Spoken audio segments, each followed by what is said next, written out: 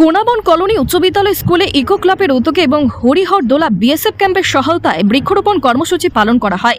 তৎসঙ্গে স্কুলে ছাত্রদের নিয়ে 2 কিলোমিটার সাইকেল র্যালি করা হয়।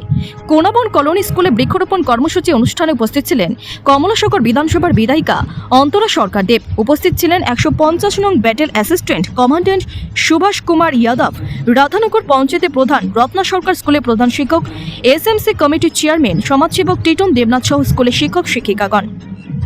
অনুষ্ঠানের শুরুতে প্রদীপ প্রজ্বলনের মাধ্যমে অনুষ্ঠানে শুভ সূচনা করেন বিধায়িকা অন্তরা সরকার দেব ও অ্যাসিস্ট্যান্ট কমান্ডার সুভাষ কুমার যাদব। পরবর্তী সময়ে কোনাবন কলোনি স্কুলের মাঠে চারপাশে বৃক্ষরোপণ করেন স্কুলের ছাত্রছাত্রীদের নিয়ে।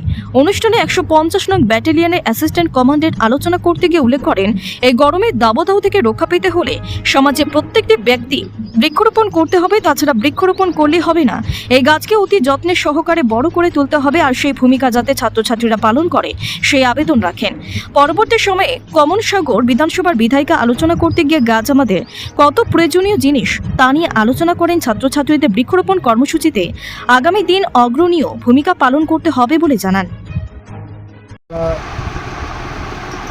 बीएसएफ की तरफ से प्लांटेशन का प्रोग्राम कोनाबन स्कूल में किया गया।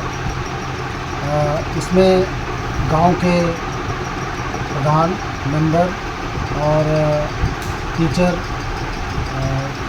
बच्चे, प्रिंसिपल और हमारे इस प्रोग्राम में पार्टिसिपेट हुए। साथ ही साथ मुझे बहुत अच्छा लगा जो यहाँ की एमएलए श्रीमती अंतरा सरकार देव उपस्थित होकर प्लांटेशन को बहुत बढ़िया बनाया और बच्चों ने भी इसमें बढ़ चढ़ के भाग लिया, प्लांटेशन किया। और यहाँ के शिक्षक और जो यहाँ के आसपास की जनता थी, उन लोगों ने भी काफ़ी बढ़ चढ़ कर हिस्सा लिया। और साथ ही साथ एक 2 किलोमीटर का हमने साइकिल रैली का आयोजन किया, जिसमें स्कूल के बच्चे और साथ ही साथ यहाँ के प्रिंसिपल, टीचर और लोकल लोग मिल करके इस कार्यक्रम को बहुत सफल बनाया। धन्यवाद। जय हिंद।